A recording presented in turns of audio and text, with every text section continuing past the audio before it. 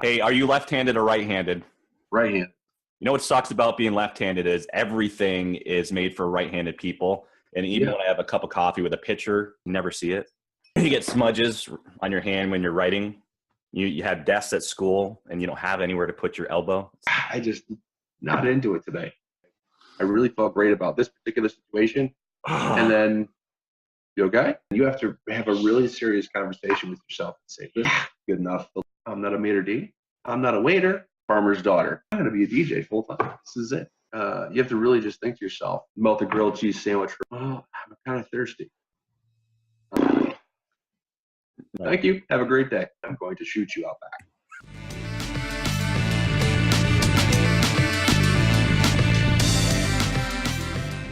Welcome to episode 21 of DJ Center Stage TV. I'm Jim Collins. He is the owner of Primetime Entertainment located in Prospect, Connecticut. At the age of 14 years old, he had his first job working as an apprentice for an event production company, and he has a background in audio and technical theater. He's a musician and a drummer. He serves as a wedding DJ and advocate to clients. He has a service-first attitude. To him, it's the best job in the world. I second that notion. Welcome, Aaron DeMarist, to the show. Well, thank you for having me, Jim. Absolute pleasure having you on. And someone as a local guy here, you know, it's a nice way to connect. We can't do it in person. So a fellow colleague in the DJ world here and also in Connecticut. So it's so great to have you on. Thank you. Pleasure. So Aaron is here to offer tips for DJs, and we're going to cover quite a variety of different topics. But first, you know, I think what would be helpful for DJs is thinking about the topic of finding your ideal clients. And how do you do that? All right. So finding ideal clients is something I've always learning about in the last 23 years. And that is like when you first start out, you don't know who your ideal client is. Actually, your ideal client at that point of your career is any client because you're trying to book, whatever you can, however you can, and whenever you can. So, that's actually a great way to start out is experiencing different types of clients, different types of personalities, and really finding out, who gels well with you. And you can look back at those things and really have a good catalog and what makes you feel good and what makes you feel not so good. So like finding your ideal client is, I think, partially being comfortable in your own skin and knowing that anybody that you talk to, whether it's the person that maybe in your mind is at the top of the food chain, the corporate executive making $500,000 a year, driving a Bentley, whatever, versus the farmer's daughter, you have to really just think to yourself, hey, listen, these folks get up and put their pants on one leg at a time, just like you do. So just talk, just be real with them. Mm-hmm. And the person that you gel with, that you can be real with, that, they're comfortable with you and you're comfortable with them, that's your ideal client. So when you meet with a couple and you find out during that any point in the conversation, you just feel it and you get that gut feeling or just know this is not the couple that I'm going to do my best work for. Right. If you're in the middle of having that meeting with them or that sit down meeting for the first time and they're considering your business, right? How do you handle that? I mean, do you go through the whole rest of what you're going to share with them? Do you stop right then and there and say, hey, look, I don't think we're a good fit? Or well, it can manifest itself in a couple of different ways. The first thing is when you take a look at a client, if they have a set idea, vision, whatever in mind, and it's based on experiences from other people. So in other words, like when a couple's planning a wedding, what's the first thing they do? They talk to mom, talk to dad, they talk to bridesmaids, they talk to coworkers, all that stuff. And they're hearing about all these experiences that, what their weddings were like, all the different experiences. Now, if you're a parent and you've got a 30-year-old kid, you got married back in the 80s, maybe even the 70s. Things were grossly different back then than they are now.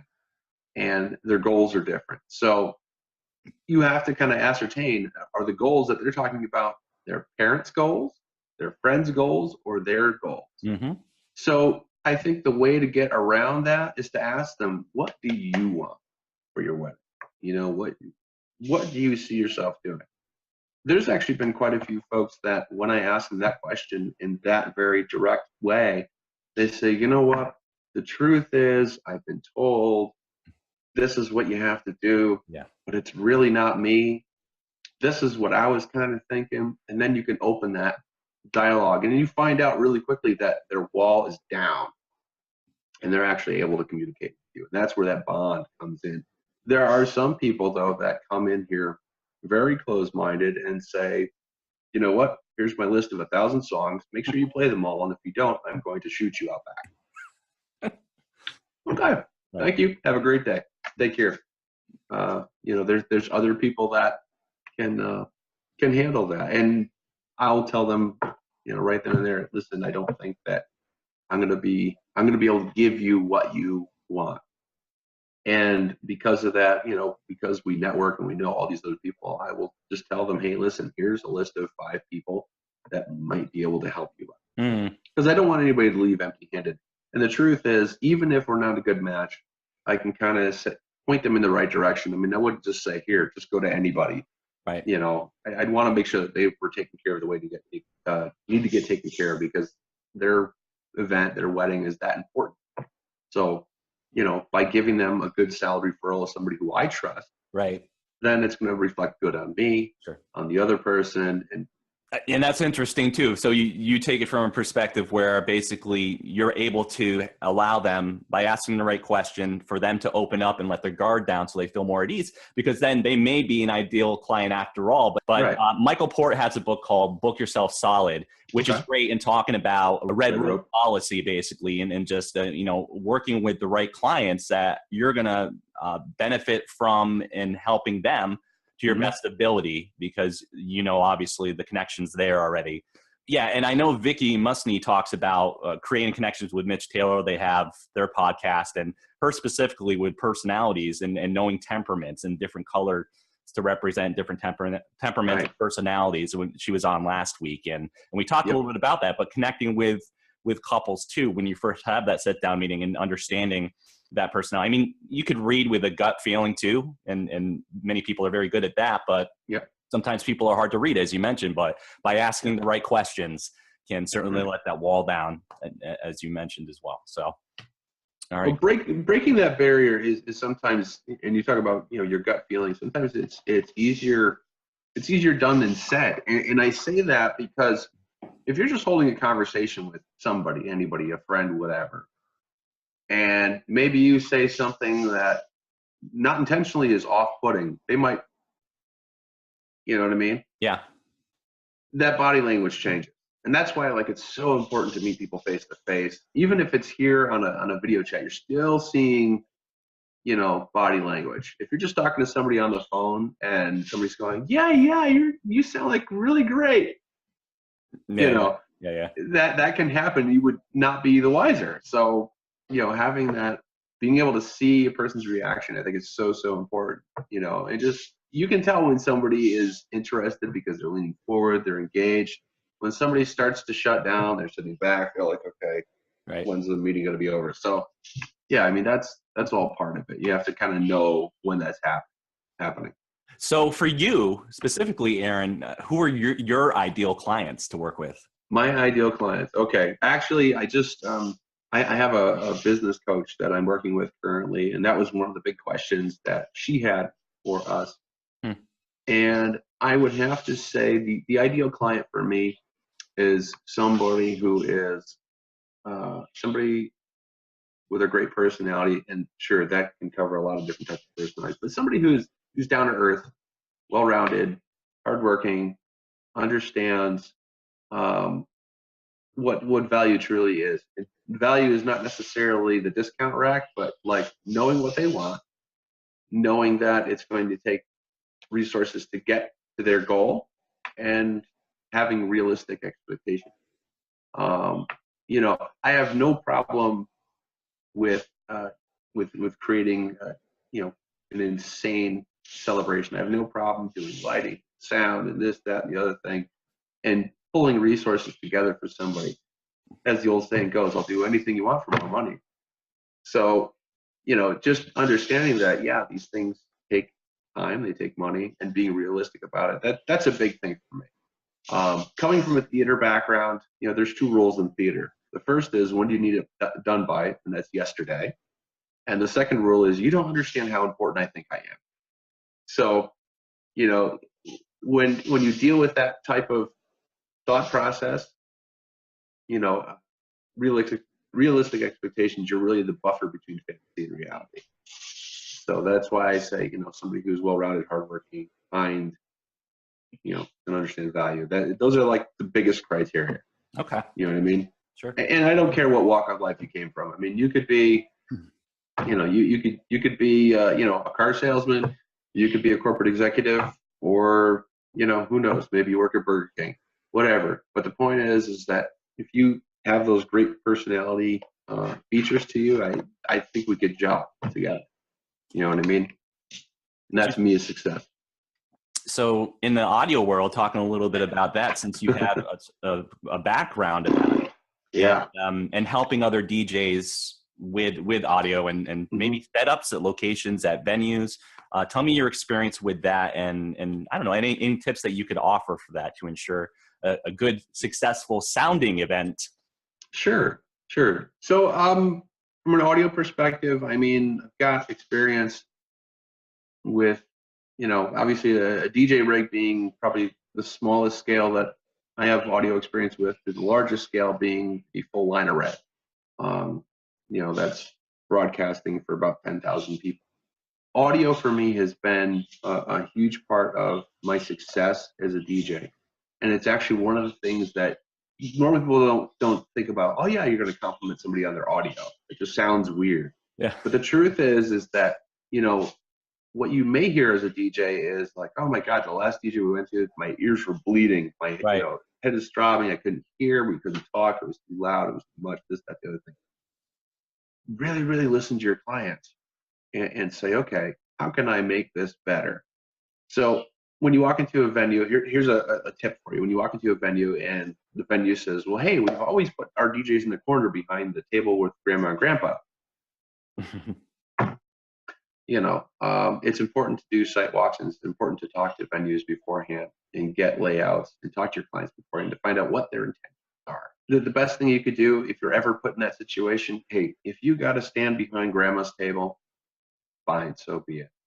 But cable can go anywhere, and cable can connect to itself, and you can run as much or as little cable as you need to get where you got to go. Is it a pain in the rear end? Yeah. Does it make a big impact and a big difference in how things sound in the room? Absolutely. You know, if you are in the corner of the room and your dance floor is over here and you've got your head table here, why not run some cable so that way you get speakers on either side of the head table going through the dance floor? Everybody on the left side of the room can hear it, everybody on the right side of the room can hear it. And you know what? You could do it a lot lower volume. And when it's time to crank it up on the dance floor, you can get that done, you know, and everybody's happy. And that's the big thing. That's the biggest piece of advice I can give for DJs, because we're so programmed to just, all right, let's just shove our stuff in the corner and stay here like this and do our thing. You know, don't be afraid to explore the space a little bit and really listen to the room. I think that's a great point, because I think oftentimes when we're caught up in that situation, we do think keep all of your equipment together.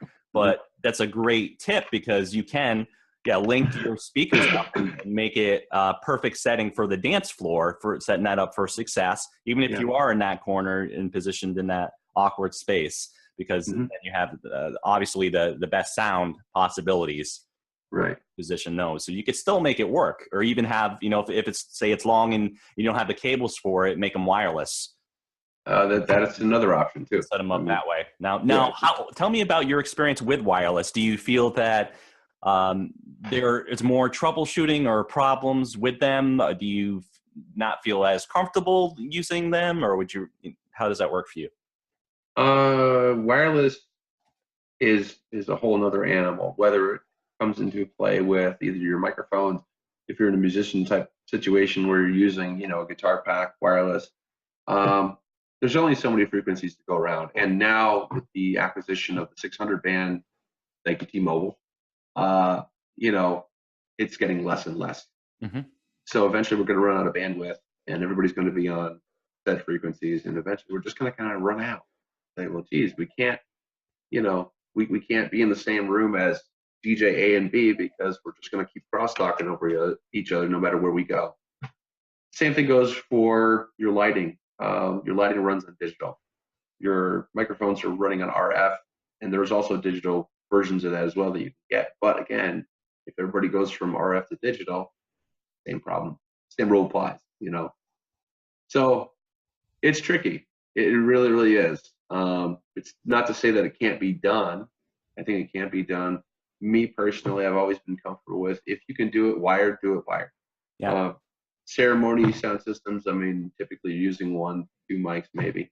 Mm-hmm. So there's really not too much of an issue there. In Connecticut, it's great because the majority of the venues that we go to are kind of out in rural areas. It's not like they're big city.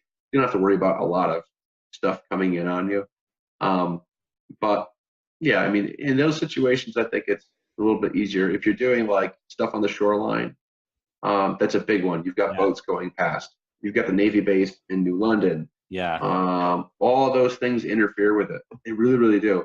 If you're at Aria, you got the cell phone tower there. Yeah. I mean, you basically got, you know, I don't know, a 50 megawatt tower just going right at you and right where your ceremony is. So you do the best you can with the tools you got. So Aaron, let me ask you this then. So for locations like that by the shore, do you set it up where it's a wireless, or do you actually connect cables and run long cables? So if we're doing a ceremony sound system outside, a lot of times what I'll do is I'll use an RF amplifier. So what that does, it enables me to kind of get a stranglehold on the frequency in the area. So I think most of your wireless microphones, they're like 1 to 2 milliwatts. This brings it up to 5 or maybe even 10. So, you know, you're strengthening that signal, you're extending it a little bit, which definitely helps. It helps a lot. If I was to use, I try to reduce the amount of wireless when all possible. You know, I'll do a ceremony with 1 wireless mic, because if I did a ceremony with 1 wireless mic and then I added a wireless speaker on top of that, that's 2 frequencies. Sure. Then I've got a wireless frequency hitting a speaker pole, using it as an RF reflector and grounding. It's crazy. You know, that's one of the things you have to worry about too. Like if you had, in a theater situation, I did theater, I've got the actors on stage, I've got 24 microphones on stage. Yeah. I've got a cell phone tower, close proximity. Well, what happens with antennas? What are they? They're metal. So those microphones are looking for their frequency. Largest object is this damn tower. So that's going, oh, okay, you're not home, you're not where I want to be. So it bounces off of that and eventually gets back to where I am with 2 antennas that are 20 feet in the air. Tons of breakups, tons of issues. The only way I could resolve it was I took those antennas, I ran BNC cable probably 300 feet in front of me to where the stage was, and finally got close proximity enough to fix the problem. So that's why I say wireless is like a myriad of problems that sometimes less is more. Yeah. Okay. That's good. That's helpful. What about customer service? Let's talk a little bit about your approach to customer service and what is good customer service? Sure. Approach to customer service is really, really simple. And that is just listen to your clients, listen to your customers. I think that in the DJ industry, we're very, very quick to talk about the gear we have because it's what we love. You know, we could talk about knobs and buttons and lights and watts all day long. But when you are sitting in front of, let's say, just use weddings as an example, because it's what we're most commonly familiar with. You know, when you talk to a bride about, you know, well, geez, you know, I've got this great 1,000-watt speaker and it's just awesome and lots of bass, and she's just going to go, yeah, okay, great. Oh, and I've got this brand new moving head. It's got, you know, a 3-watt COB, you know, cob light and all that. Okay. No, what they want to know, they want to know about the end result. They want to know about the outcome.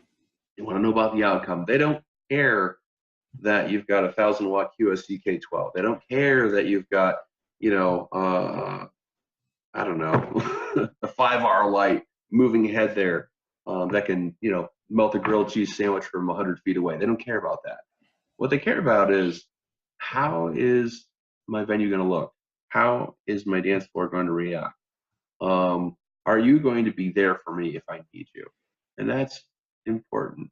It's not just about, and that's where the advocacy part of what I do comes into play. It's not always about, let's go from, you know, wedding to wedding, let's just get the gig done and be done. And I really try to be an advocate for my clients.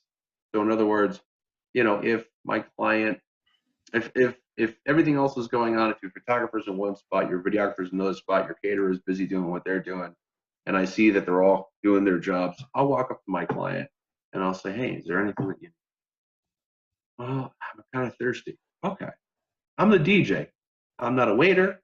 I'm not a maitre d', but I'll go talk to somebody and say, hey, you're kind of thirsty. Can we get them something? Sure.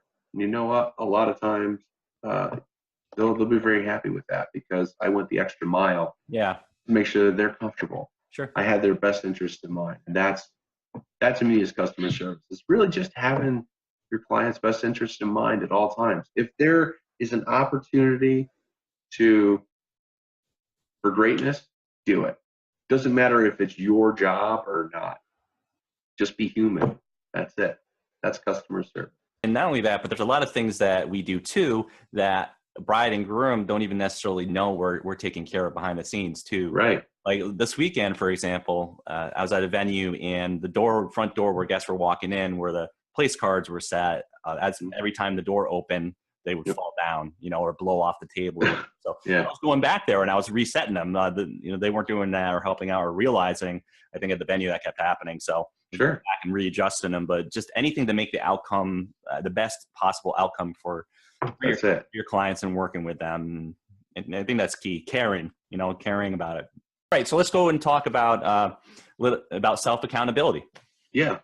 So it takes shape in many different forms. The best book I think I ever read, because I'm not much of a reader, but the best book I ever read that helped me a lot it's called QBQ. It's called The Question Behind the Question.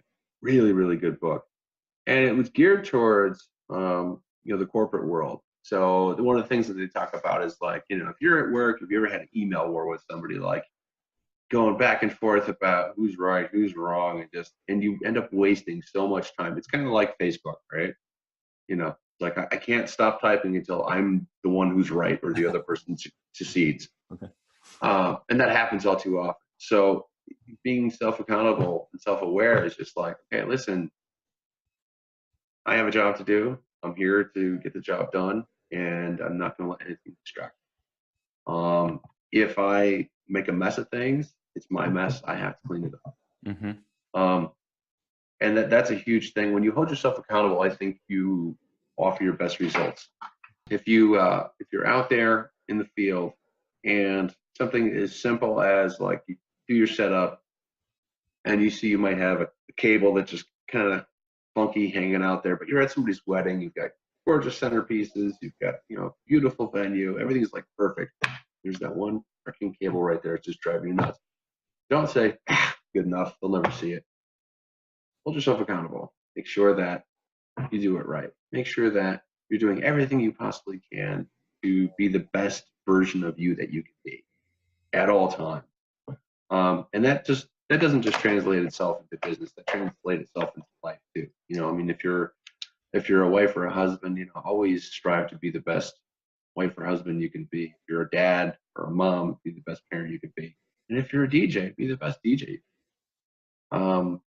You know, the best piece of advice I think I got on that was when I was a kid, I was in a band with a fairly much older bass player. He worked with my father. He was like 45 at the time. His name was Joel Hansen. And before he left to go out to Seattle, he actually gave me the best piece of advice. And that advice was always be the expert. And what he meant by that, it wasn't necessarily trying to be a know-it-all or, you know, trying to be like a self-proclaimed god of anything.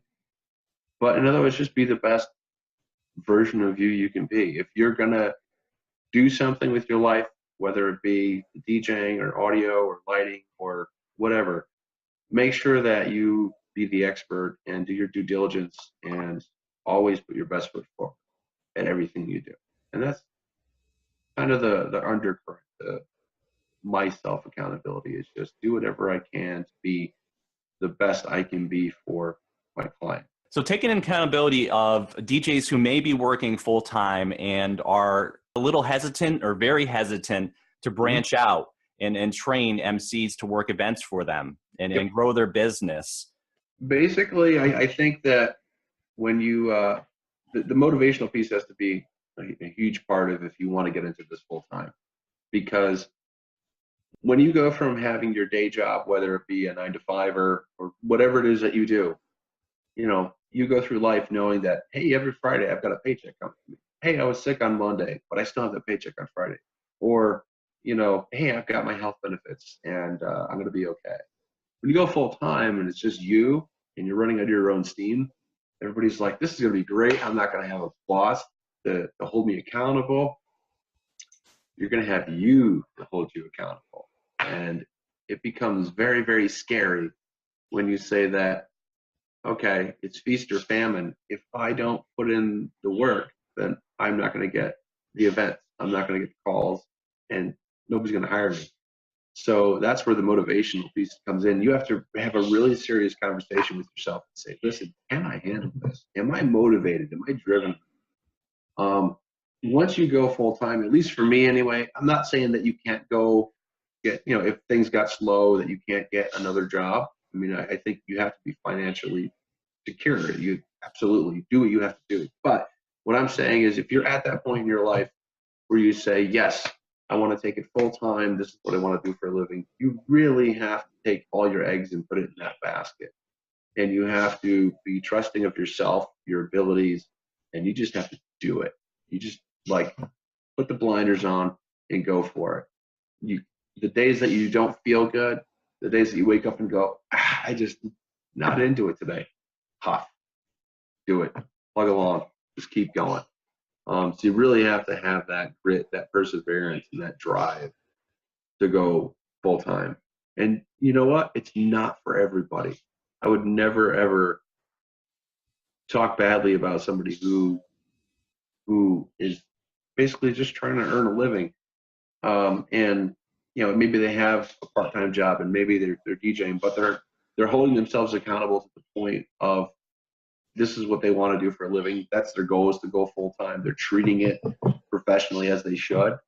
And they're looking to transition. So I think that's a very admirable thing. I think that people that have that drive, but maybe don't have that financial security yet, are working really hard. I think that's a wonderful thing. I think that's where everybody comes from. Nobody wakes up and then at 14 years old says, I'm going to be a DJ full time. This is it. Because it don't work that way. I probably had 20 jobs between then and now, between working from a call center to working at Hot Topic in the mall to painting houses in Litchfield to you name it. But, there came a point where I was just like, yeah, this is it. I got to do it. Awesome. That's it. Thanks, Aaron, for sharing tips for DJs, talking about ideal clients, audio, customer service, self-accountability, motivation, all of these topics that we covered in such a short period of time, but I think that many DJs will benefit from. Aaron, what's the best way for DJs to get in contact with you, to ask any questions that they may have, or just Facebook? Absolutely. Hit me up on Facebook. That's the best way to do it. It's on the computer, it's on the phone. So if you need me, just buzz me. Send out a friend request and say hello. Sounds good. All right. Stay tuned next week for episode 22. Thanks again, Aaron. Take care. Thanks, everyone. man. You bet. Take care, man.